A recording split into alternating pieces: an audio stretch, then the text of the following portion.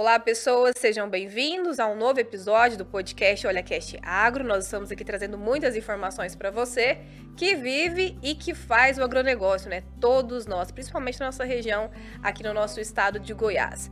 Esse episódio ele é muito especial, gente. É um luxo receber aqui Oswaldo Zilli. Você vai conhecer já, entender um pouco mais dessa história desse empresário nato, empreendedor nato. Como é que foi a construção das empresas dele e ainda como nós temos nos beneficiados com tudo que eles têm empreendido, viu? Eu quero agradecer aos nossos parceiros, quero agradecer a Tecaço, que tem trazido aí muitas soluções em chapas de aço e inox, e estruturas metálicas e também calandragem. Agradeço também a TRR PetroRio, que leva aí para sua propriedade, para sua fazenda, para o seu comércio, diesel e lubrificante de qualidade, ainda abastecendo sempre o seu gerador. E também a EcoPower Energia Solar, você já sabe, precisou de energia solar na sua casa, na sua empresa, na sua propriedade, na sua fazenda, conte com a EcoPower, fale lá com o Fábio ou então com a Poliana. Nós temos também como os parceiros nessa temporada a Covés e Veco Grupo Zilli. Eu estou recebendo aqui hoje, muito agradecida mesmo, Oswaldo Zilli, que é o CEO da empresa. Oswaldo, muito obrigada mesmo pela sua presença conosco, viu? Bom dia, quero cumprimentar vocês aí pela oportunidade e fico muito lisonjeado por ter recebido esse convite. Estou à sua disposição aqui, se eu puder ajudar algo em alguma sugestão, contar um pouquinho da minha história, estou à disposição. Nós vamos falar muito de negócios, mas o senhor falou de história e eu queria que o senhor contasse para as pessoas um pouco da sua história mesmo, que eu falei que o senhor é empreendedor nato, né? A gente, há alguns dias, nós conversamos com o André Schwenning, ele contou um pouco da história do pai dele, do seu Newton, que logo pequeno começou a empreender, que o senhor também foi bem assim, né? Cada um tem o seu início de vida profissional. Eu, nesse caso, fui muito cedo, que iniciei as minhas atividades desde piá, que chamava-se lá no sul. Lógico, gostando do desafio, meu pai e minha mãe italianos, aí, muito trabalhadores, os dois. E eu comecei muito novinho, trabalhando no posto de gasolina, então foi construindo a minha história, foi por esse comércio que a gente fez naquela época, junto com o meu time, junto com o meu... Em especial a minha mãe, muito corajosa, meu pai era motorista de caminhão, mas a gente foi construindo a nossa história como um comércio, um posto de combustível, venda de pneus e assim sucessivamente, lubrificantes. Mas isso desde piá de 8 anos de idade, 9 e tal, 10 anos, 11 anos a gente já comprou 50% desse posto e posteriormente a gente foi criando a nossa história de negócios, assim. Sou um cara muito de sorte, lógico, trabalho bastante, mas Deus tem me colocado muito nesse caminho aí de ser um empreendedor do jeito que a gente é. Não que a gente acerta todas, né? Mas a gente procura ser sério, construindo uma história boa de vida. Graças a Deus, só tenho que agradecer. O senhor de que lugar no sul? Sou catarinense, sou lá de Lajeado Grande, interior de Xaxim. Hoje até município, né? Antigamente, até que eu estava lá, ainda não era município.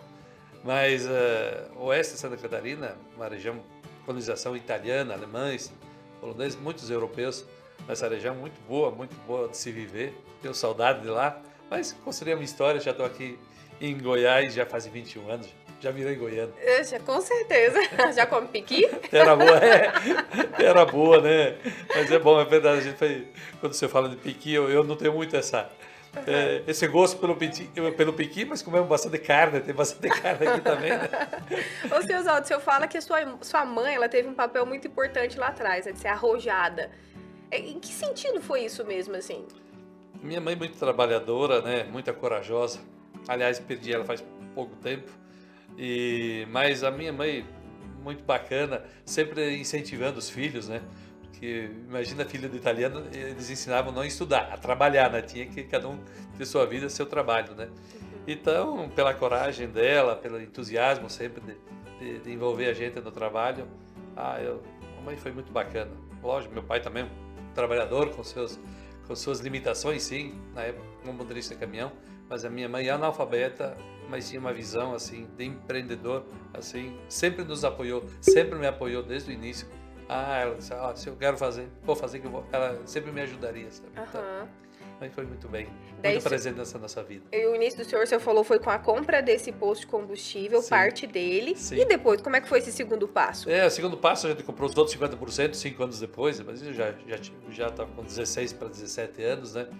E com o tempo, como lógico, passava muito caminhão nesse posto de combustível, era um posto também de interior, né, onde tinha muitas máquinas e assim sucessivamente. E o posto de gasolina era um lugar de encontro, né? De criar relacionamento, cidade pequena, lugarzinho pequeno. E, então a gente sempre foi meio que bem visto na cidade e tinha essa confiança. O meu pai era muito bem visto na igreja e tal, e assim sucessivamente, né? E nós fomos criando aquela credibilidade. De lá um pouco quis comprar o primeiro caminhão, comprei o primeiro caminhão. Daqui a pouco a gente comprou mais um. Com 3 caminhões nós fundamos a transportadora, lá no sul, 1990. Aí nós iniciamos a Transporte Zilli, e a gente foi desenvolvendo, foi criando, foi para outros lugares do país, e assim sucessivamente. Nessa época ainda não era refrigerado. Eu puxava semente de milho na época, semente de batata que tinha na região. A gente fazia esses transportes para o interior de São Paulo, girava, trabalhava muito naquela época lá, muito braçal. E depois que nós compramos a primeira câmara fria em função da antiga Chapecó, Sadia, que tinha na região. E fomos desenvolvendo, a gente foi crescendo, e a transportadora deu um boom. Lógico, um trabalho nosso, um pouco de sorte, um pouco de relacionamento nos ajudou a crescer rapidamente. Foi com a transportadora que o senhor veio para Goiás? Sim. E por que Goiás, assim? Porque eu tô vendo que os negócios do senhor tem algumas, estrategicamente, geograficamente, eles andam em alguns espaços diferentes, né?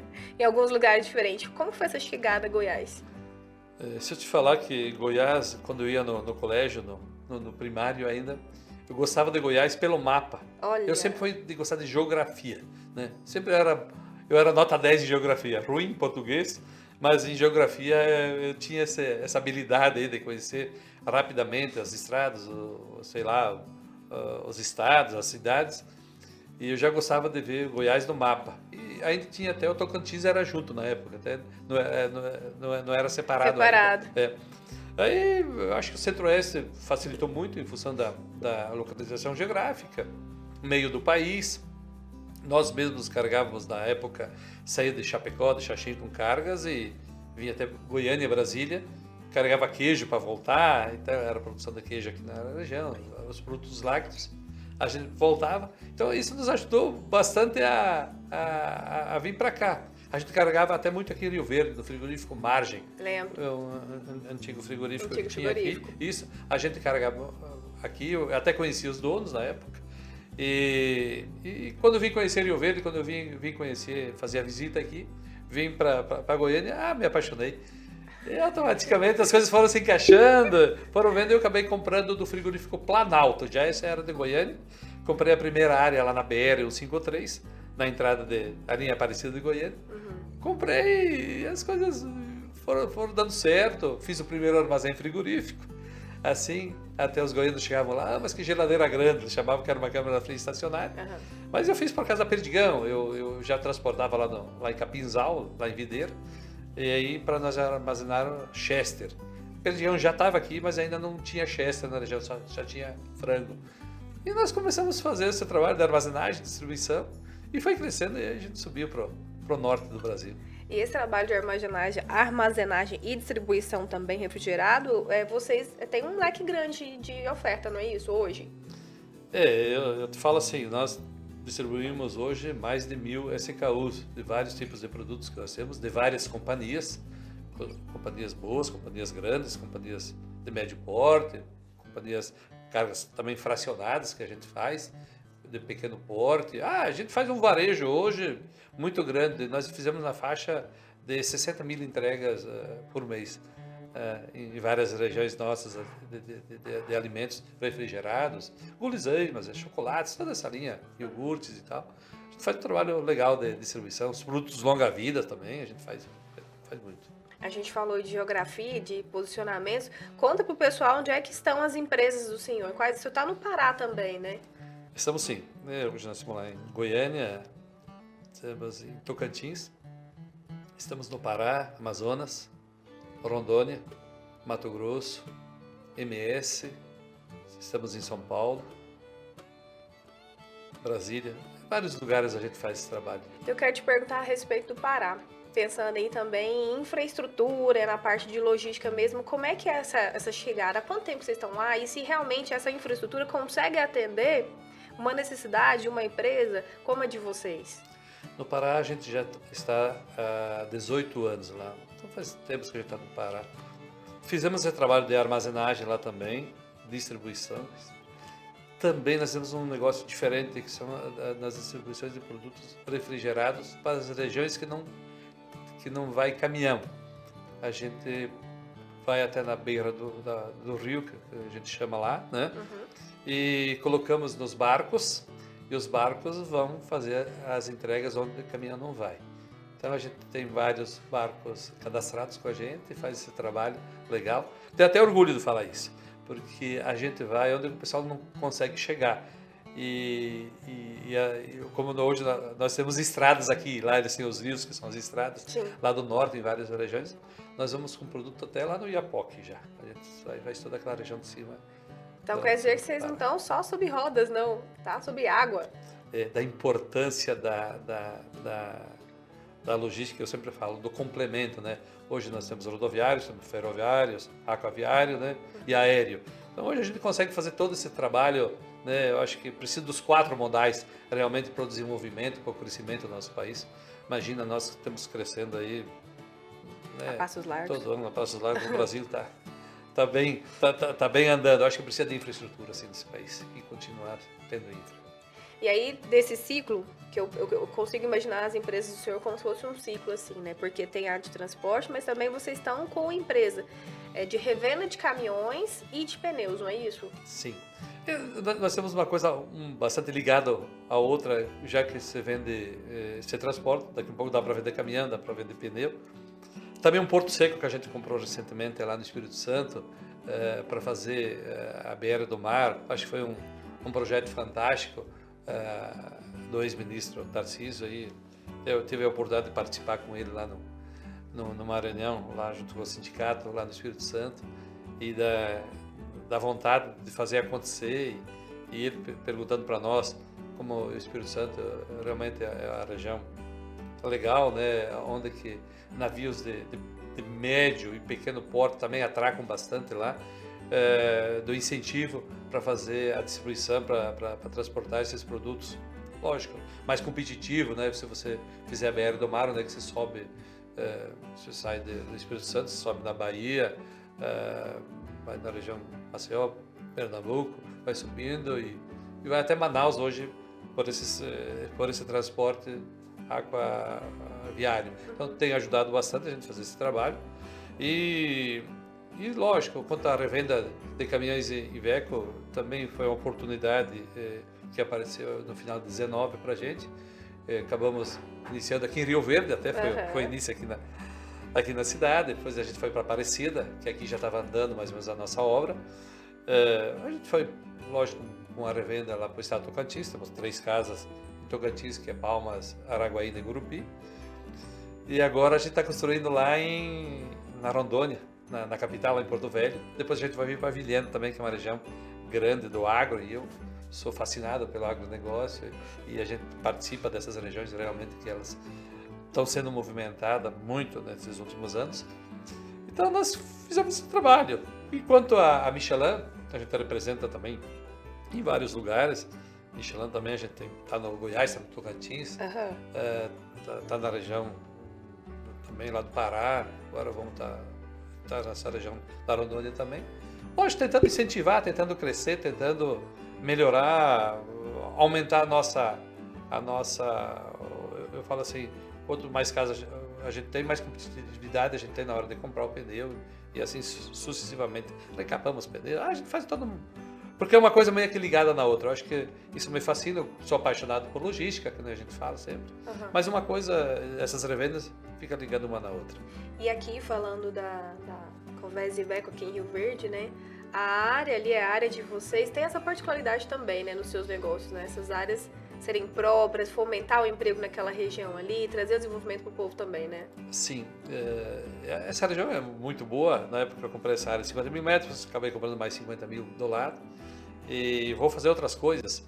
Até no fundo, agora atrás da Iveco, da Covese, nós vamos fazer a transportadora. A gente está montando a Transportezil lá, onde é que a gente faz a distribuição de produtos também. E nós armazenamos sementes refrigeradas dessa região. Então a gente vai fazer a logística agora para grandes multinacionais na área de sementes e de produtos químicos aqui na região. Eu sou suspeita para falar dessa região, viu, seu Oswaldo? Rio Verde realmente é uma região muito atrativa, né? E só fomenta cada vez mais quando outras empresas também se juntam, se somam, né? E aí, falando sobre empreendimento, eu quero perguntar para o senhor como é que funciona essa gestão de tantas empresas, né? Quem são as pessoas que estão à frente? Quem são os seus líderes? Tem também a questão da família envolvida. O senhor já tem pensado em sucessão familiar, trabalhar isso?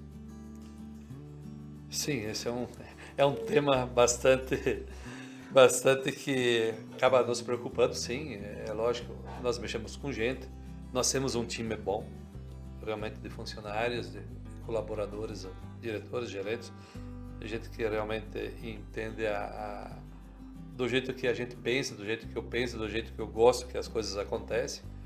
Eu não sou dono da verdade e também não sei tudo, mas tenho humildade e falo para todos, todo dia a gente aprende. Então, a gente aprende um com o outro. É lógico, eu sou bastante desafiador, acho que é isso que motiva, é a gasolina que motiva a gente, tá todo dia criando, inventando alguma coisa. Isso eu sou apaixonado, como é que eu falo assim, por criar coisas novas. E eu sempre falo assim, se você tem um time bom, quando aparecem as ideias, e eu gosto eu sempre falo assim, alguém tem que tocar o bumbo, né? Tem que ir na frente e arriscar e falar, vamos, o caminho é esse aqui. Então eu acho que eu tenho um time muito bom que tem me dado suporte sempre quando E esse time do senhor é um time já antigo? É um time antigo, mas eu te falo assim, eu tenho um time, eu tenho a velha guarda, mas tem gente nova que vem entrando e também vem com meio espírito e tal. A gente explica bem, até na hora da própria bate-papo de uma entrevista. A gente tenta colocar, gente, aqui não é o melhor lugar que tem para você trabalhar, mas aqui a gente forma um time de gente boa que quer ajudar a desbravar e assim sucessivamente. Eu não faço essa loucura por ganância, porque eu acho que para viver a gente já tem uma estrutura boa para viver.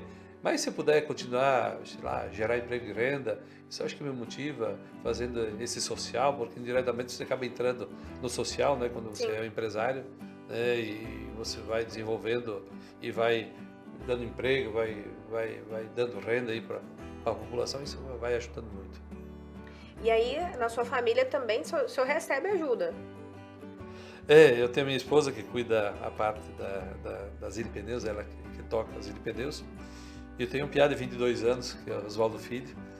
Aí ele toca a revenda da Iveco, ele que faz todo esse trabalho. E vai trabalhando bastante, vai aprendendo, é um piá novo ainda, está desenvolvendo, né? Então, mas eu sempre falo assim, eu acho que o meu time é que me ajuda a alavancar, me ajuda a desafiar esses negócios novos que veio aparecendo nesses últimos anos. A gente tem visto muito aqui em Rio Verde assim, algumas câmaras técnicas de associações, instituições sendo desenvolvidas para pensar na formação de pessoas, em capacitação. O senhor acredita que hoje talvez este seja um dos nossos principais gargalos? Sim. Precisa ser muito de pessoas, de gente, mas lógico, ainda falta o profissional. Hoje, quando nós entrevistamos pessoas e o nosso RH, ele está todo dia tentando trazer gente nova, mostrando as oportunidades que nós temos. Aliás, nós temos muitas vagas em abertas e falta técnicos, na verdade. Tem muitas pessoas que se formaram em faculdades, mas não conhecem a parte técnica. E o Brasil precisa de técnicos. Eu acho que de doutor, acho que a gente já tem bastante aí, né? Mas nós precisamos de muitas pessoas que realmente põem a mão na massa, que criam, que desenvolvam, que vão para cima, em várias áreas, né? Volto a dizer, precisa sim, essas escolas técnicas, é importante. essas escolas de formação, gente que já tem faculdade, gente que já fez pós-graduação, mas nunca trabalhou, nunca realmente mergulhou no desafio que é ser um empresário, que é estar na frente de uma empresa. Porque você não precisa ser um empresário, você seja um diretor, um gerente, qualquer área de liderança que você tem dentro de uma empresa, precisa realmente conhecimento. E esse conhecimento que te traz é a parte técnica. Nós mesmos temos as salas nossas de treinamento lá também, particulares, além das associações, que nem você fez o comentário. Mas nós, dentro do nosso negócio, nós escolarizamos aí muitas pessoas, nós formamos muitos técnicos. Começamos pelo próprio motorista, empilhadeirista e tantos técnicos, área comercial, vendedores. Nós botamos para dentro da sala de aula e tentamos criar essa mão de obra que hoje é muito carente. Carente, às vezes é uma mão de obra também um pouco volátil, né, seu Oswaldo? Às vezes, assim, você contrata a pessoa hoje, forma ela e daqui a pouco ela tá de novo pro mercado, né? O senhor acredita também que tem um pouco da cultura da juventude hoje? De não se fixar, não se prender tanto, diferente do que era no passado? Eu acho que realmente as pessoas mais novas querem colher muito rápido, né? E não é assim. Acho que às vezes 6 meses, 1 ano de empresa já faz tempo que está dentro da empresa, né? Antigamente, lógico, para você ser um funcionário bom, teria que ficar pelo menos, sei lá, mais de 5 anos numa empresa, né? Então eu acho que é muito imediatismo, é muito achando que vai ganhar dinheiro fácil. Então é a geração que ela já nasceu um pouquinho mais com as coisas, já a maioria dos pais tendo alguma coisa já para dar início. E nós que há 50 anos atrás a gente sofreu bastante para ter alguma coisa, criava-se um pouquinho mais, né? Mas tem oportunidade para todos, né? Eu acho que às vezes demora um pouquinho mais para amadurecer, mas essa geração tecnológica, a gente fala, não tem o que fazer. Eu acho que tem que desenvolver, tem que ajudar eles. Eu vejo por nós lá, nós tentamos ajudar muito essa rapaziada nova, seja masculino, feminino, mas que tenha vontade de trabalhar, que tenha vontade de fazer. Eu acho que nós fizemos parte hoje até do desenvolvimento deles, dando essas oportunidades que nós demos, mesmo que eles gostem de trocar de emprego muito fácil, e quando você pergunta, você treina, daqui um pouco as pessoas saem e tal. Mas pelo menos você treina para o mercado. Eu acho que isso é fazer um social. Vamos colocando as pessoas aí, mesmo que a gente treine, que eles não fiquem dentro da empresa, que depois que eles saem, vão atrás de outras oportunidades, mas alguma coisa, uma marquinha a gente deixou neles, que a gente pelo menos tentou imputar, tentou ensinar alguma coisa. O senhor falou aí num ponto interessante que é a tecnologia, né? E no agro, a gente já, talvez nem fale mais do agro 4.0, está avançando um pouco mais aí.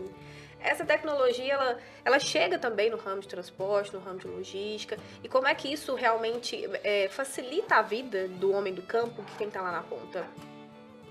Eu acho que a tecnologia ela tá praticamente em todas as áreas já, né? Se você vê, começa por um caminhão, olha a área tecnológica, olha o produto tecnológico que tem hoje. O motorista precisa, sim, fazer um treinamento legal para conseguir hoje guiar um caminhão novo. Máquinas agrícolas está no mesmo patamar, né? São melhorias e tecnologia e gente ensinando. Eu acho que por isso, às vezes, até a dificuldade hoje, as empresas, ou próprio no agronegócio, próprio uma fazenda, às vezes as pessoas se queixam bastante, mas não tem gente para trabalhar. Esse é o assunto. Falta isso. Eu acho que a gente tem bastante. Tem pouca gente que realmente quer desafiar. Aí eu quero aprender, mas eu preciso ir para uma sala de aula. Mas tem gente que tem preguiça de ler, tem gente que tem aquela preguiça de realmente, eu vou sentar na frente do computador para tentar aprender, porque treinamento, você treina online a hora que você quiser, né? Dentro do negócio, você sentar na sua escrivaninha, no seu negócio, você vai lá, fica pelo menos 1 hora, 2 horas, 3 horas, você tem tanta oportunidade para aprender, e daí quando você vê que você pode aprender no agro, você pode aprender no transporte, você pode ser um vendedor, você pode interessa a função que você quer. Mas eu acho que o grande desafio nosso é a falta de pessoas realmente que querem o compromisso. As pessoas até gostariam de estar num patamar legal de chefia, mas na hora que, para chegar lá, ela precisa saber do restante dela, vai chegar a ser chefe. Galgar, né? Tem que ter estrada. Tem que querer, né? Tem que ter quilometragem, verdade. Tem que ter quilometragem. Ô, seu Oswaldo, O agro, ele é um setor, principalmente nesses últimos anos, né, aqui no Brasil, assim, intimamente ligado, que tem falado, né, não se escondido, como foi no passado em algumas situações, com relações políticas. Esse ano é um ano muito importante para todos nós brasileiros, né? O senhor como empresário, como vê esse ano? Algumas pessoas me disseram que ficavam um pouco mais reticentes, esperam para investir, pensar duas vezes. Como é que tem feito lá no grupo? Eu acho que a gente tem que continuar investindo e crescendo. É lógico, cada um com o pé no chão, cada um sabe do seu negócio, dentro da sua empresa, dentro da sua pessoa física. Eu acho que os investimentos têm que continuar sendo feitos. Época de crise, de falta de credibilidade, quem fica para trás, quem vai esperar que vai chegar alguém que vai fazer uma mágica e vai melhorar a economia ou qualquer coisa, de uma hora para outra, vai ficar parado, vai parar no tempo. Então eu sou mais otimista por esse lado. Eu acho que a gente tem que acreditar naquilo que a gente faz. Nós não paramos de investir nunca, independente seja da economia alta, economia baixa, falta de credibilidade política que a gente está tendo esse ano, principalmente um ano, eu falo assim que cada ano parece que a política ela fica mais ou polarizada, ou um direitão ou um esquerdão, né? O pessoal sempre tenta ou é contra ou é a favor, né? Não existe um meio termo. Você viu na própria corrida agora presidencial, você vê que não tem um meio termo nesse, né? São dois candidatos polarizados. Mas a falta de credibilidade nos políticos, isso realmente atrapalha um pouco. Então quem não tem muito arrojo, realmente ele fica parado, ele espera. Mas eu não quero, como nós, eu acho que ele vai seguir em frente. Independente. Porque a gente acaba sendo empresário e você fica fora de partido político, mas nós sabemos que temos que colocar gente que tenha desafios também lá em cima, que não seja só um país só cheio de paternalismo, porque só isso também nós não vamos criar um país. Que país nós vamos criar aqui? Só vamos dando as coisas para todo mundo, ninguém tem mais compromisso com o seu trabalho. Eu volto a dizer assim, o país precisa ser feita muita coisa aqui, nós precisamos de muita infraestrutura, nós vamos crescer, né? Esse país vai desenvolver, nós somos o celeiro do mundo, seja quando a gente fala no agro, a gente fala de boca cheia, e eu acompanho muito, até porque eu faço muita armazenagem de sementes, de produtos, tenho um relacionamento grande com essas companhias grandes, do agro, aí, de tecnologia, sei lá, seja de sementes, seja de químicos, né? Nós sabemos que nós vamos estar em 2030 aí produzindo aí entre 450 e 500 milhões de toneladas. Você imagina quanto investimento precisa, né, dentro desse país, quantas estradas precisam, portos, né, aeroportos e tantas estruturas que precisam ser feitas. Eu volto a ser um pouco insistente assim, os modais eles vão mudando porque nós precisamos de infra. Daqui a um pouco nós vamos expedir muito para essa região norte, para esses portos. Tem muitos portos aí de cima são ineficientes porque não tem infraestruturas, mas nós temos água, nós temos tudo, né? É só nós conseguir chegar lá, né? Então, quando você fala de política, dessa indecisão, desse negócio, eu acredito muito assim que se derem continuidade. Eu acho que nós tínhamos um ministro legal da infraestrutura, tenho muita admiração por ele, se o pessoal conseguir dar continuidade nessa infraestrutura que foi iniciada desses 3, 4 anos para trás, aí, eu acho que nós iniciamos muita coisa que dá para fazer, e a gente vê aí o agro bombando, graças a Deus, e uma coisa vai atrás da outra, né? As coisas vão se encaixando. Daqui a um pouco vai chegar a fase da mineração, que vai ser o próximo capítulo, eu acho, da nossa economia. Eu acredito muito nisso. Eu acho que nós temos muito mineral aqui nesse nosso país, né?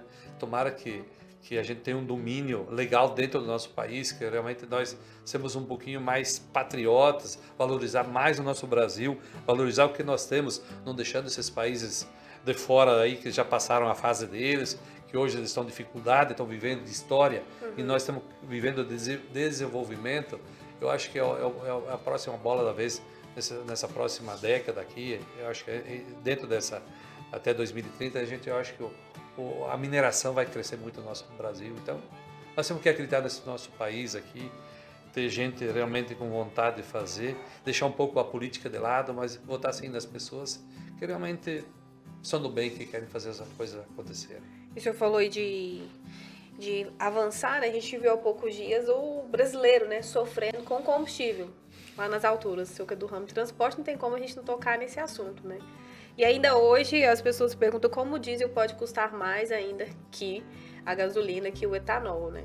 Mas aqui em Goiás teve uma redução, né? A gente viu mexer algumas pecinhas aí de impostos e caiu alguma coisa. Mas ainda assim é uma ponta muito cara, não é isso? Sim, nós que somos consumidores aí todo dia, né, que mexemos com o transporte rodoviário, realmente o consumo e o preço desse combustível saiu da curva, né? Também, lógico que ninguém sabia que ia dar essa pandemia, ninguém sabia que ia dar essa guerra aí, né? Isso realmente atrapalhou bastante. Eu acho que a Rússia, eu te falo assim, pelo poderio que ela tem, digamos, nesse mundo, queira ou não queira, essa briga política a gente não sabe o que tem por trás, né? Somos aí 200 países com seus interesses, né? Uhum. Então, eu acho que o mundo saiu da curva, não foi só o Brasil, né? Se você vai na Europa, aí também um aumento de 40%, 50%, Estados Unidos, inflação no mundo todo, que praticamente tinha uma instabilidade aí há anos e anos, né? E lógico, o nosso custo ele aumentou bastante, eu acho que o Brasil realmente foi penalizado por isso. Eu acho que a nossa carga tributária aqui é abusiva, né? Eu até estava ouvindo o Rio de Janeiro, 34%, no estado do Rio de Janeiro, 34% do ICMS é calculado em cima dos combustíveis, né? Eu acho que tem que dar um basta, mesmo que eu sei que é uma medida provisória que saiu recentemente, no máximo acho que é 17%, 18% em todos os estados, né? Então, quem estava mais do que isso reduziu. Segurou. Eu acho que o que nos machuca muito, eu falo assim, nós que pagamos impostos demais, eu acho que é a carga tributária. Eu acho que daria para melhorar a carga, a nossa, as empresas públicas, a parte pública gasta demais e gasta mal, né? Então nós, empresas privadas, sofremos muito por isso, é uma briga, mas quem sabe que as coisas daqui a um pouco vão se encaixando, vem gente com ideias diferentes e nós conseguimos melhorar esse nosso país aqui no quesito impostos.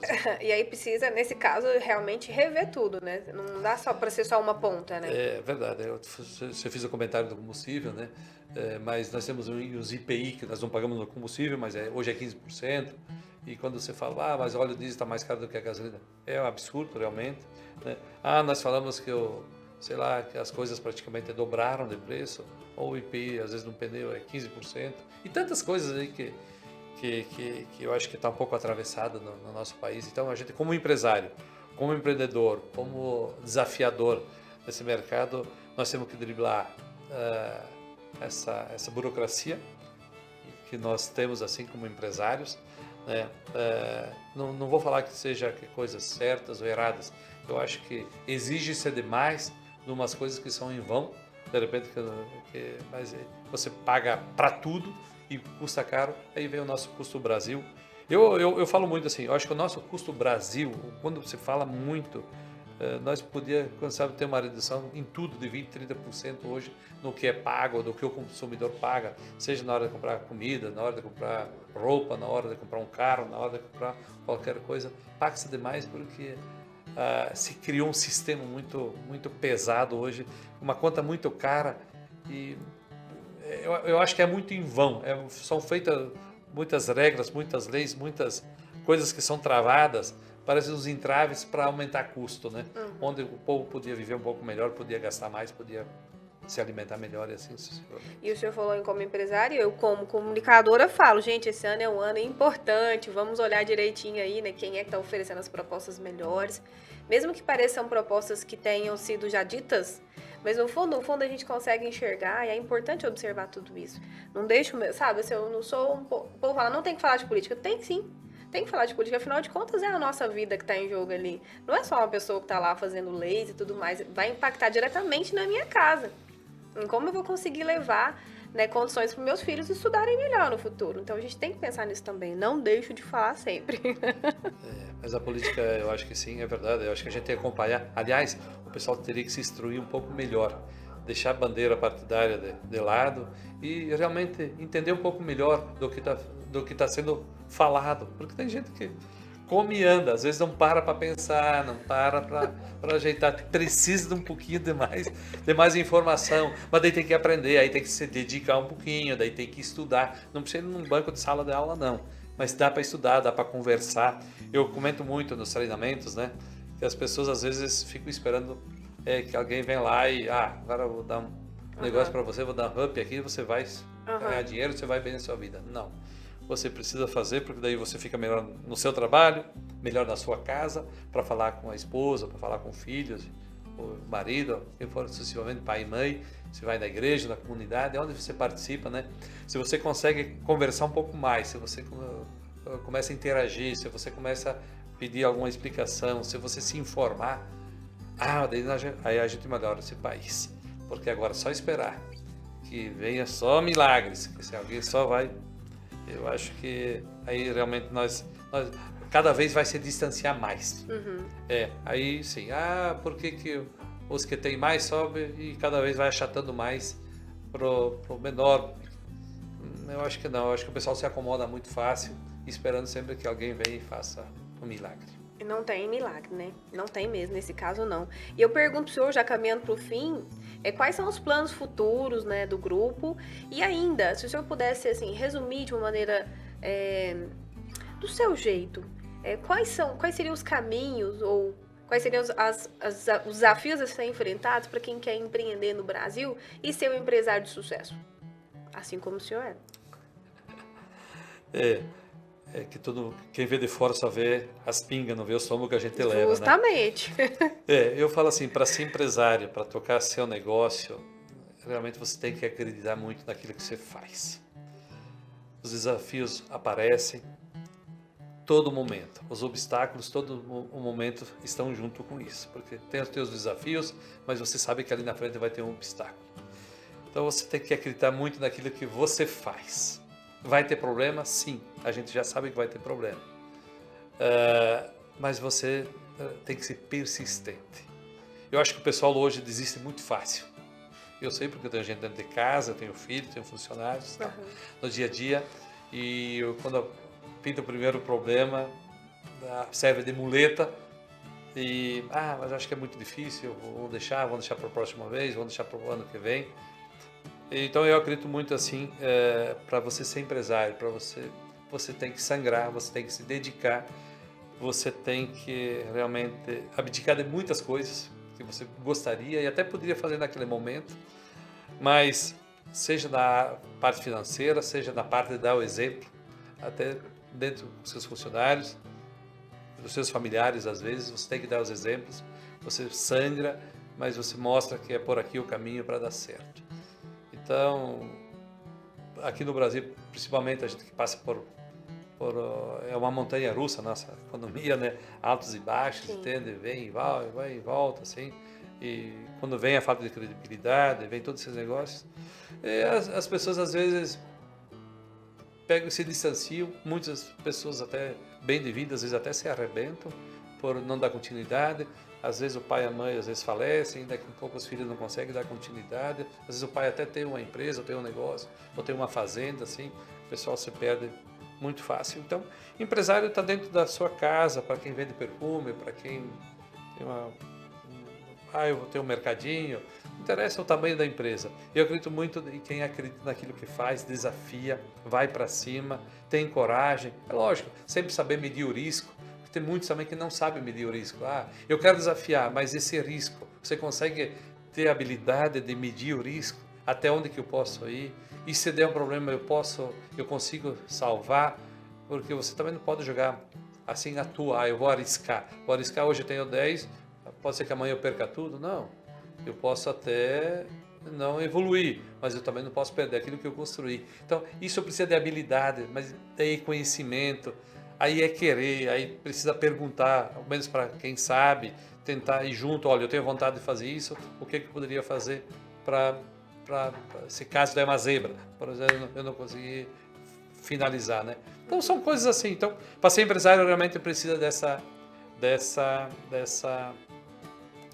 vontade e de arriscar bastante com o pé no chão. Ei, gente, que aula, hein? A Andressa tá vendo ali, eu sou assim, ó. E quais são os planos? Existem novos caminhos que o grupo deve seguir? Vocês recentemente adquiriram a Teca, né? Mas tem mais coisas vindo por aí?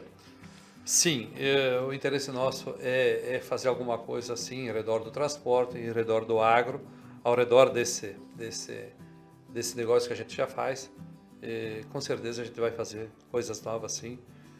A gente já está iniciando esse ano. Para 2023, 2024, eu acho que a gente vai ter muita coisa nova no nosso negócio. E volto a dizer mais uma vez, eu acredito muito nesse país. Eu acho que nós vamos ser o celeiro do mundo, já somos muito boa parte dele já, no quesito alimentação. Tecnologia ainda a gente não vende, a gente compra, né? O Brasil compra muita tecnologia, mas nós temos a sorte de estar num país que o que planta se dá, né? É um país por completo, a gente sempre tem que agradecer, antes a Deus, eu acho que a gente é muito feliz aqui, né? O povo é que precisa valorizar muito mais o país que mora. Se eu for dar uma sugestão, eu viajei por vários países do mundo, mas se tem um lugar que a gente tem saudade é voltar para o Brasil. Eu acho que o nosso povo que não conhece, que ainda não via outro lado, não vai. Eu acho que o nosso brasileiro tem que aprender a valorizar mais o nosso país. É lógico, nós temos a nossa politicagem bastante torta, nós temos no nosso DNA muita gente desonesta na política, mas também não é só os políticos, isso, infelizmente em todos os lugares tem empresário que não é honesto. Uhum. Eu sempre falo assim, tem pessoas físicas que são malandras e assim sucessivamente em todas as... não interessa o que você faz, a sua profissão, né? Infelizmente é caráter, é outra coisa, né? Mas se eu puder deixar uma sugestão, é que o brasileiro tem que valorizar mais o país que mora, brigar mais pelo país que tem, né? Dar seu valor, não só se encostar em político que daqui um pouco promete o mundo e o fundo e tal aí, porque a gente só constrói uma família, a gente só constrói um país melhor, uma empresa melhor com o trabalho. Então a gente tem que acreditar muito no trabalho, sair um pouquinho do encosto, só pensando, eu vou ser um funcionário público, que eu vou trabalhar menos, eu vou me encostar porque eu vou ganhar comida de graça, eu vou ganhar uma bolsa, eu vou, sei lá, tantas coisas, eu vou estudar que eu não preciso pagar. Eu acho que você pode ter uma educação sem estar gastando, sim. Eu acho que o que se arrecada do país de impostos, eu acho que a gente podia ter uma educação melhor, sim. Nós podíamos ter, de repente, a área da saúde melhor, sim. E tantas coisas, segurança pública, eu acho que nós podemos melhorar, sim. Portanto, eu acho que o país ele tem muitas virtudes de quem governou nos últimos tempos. Eu acho que foi feito muita coisa boa, mas a gente sabe que tem muito para fazer, né? Uhum. Mas o povo também precisa ajudar, que o nosso povo também um pouquinho tem culpa nesse cartório. Uhum. Não pode só esperar que caia do céu. Eu acho que Deus dá o sol, dá oportunidade para todo mundo, mas cada um também tem que fazer sua parte, né? A gente não pode vir nesse mundo só para comer e andar, esperando que os outros façam tudo pela gente. Eu acho que a gente se sente muito melhor, poder trabalhar, poder ser melhor como profissional, é ser mais respeitado como ser humano, porque às vezes quem está na classe política, boa fatia dos políticos, querem que realmente o povo não desenvolva, né? Então eu falo o seguinte, fica a minha sugestão, o povo precisa desenvolver um pouco melhor, precisa correr atrás dos seus objetivos, mas daí precisa se formar, precisa estudar, precisa ir para cima e precisa realmente pensar um pouquinho nele, mas ele precisa pensar um pouquinho mais no nosso país. Tá dado o recado. Conversei aqui com o seu Osvaldo. Muito obrigada pela sua presença aqui no podcast OlhaCast Agro.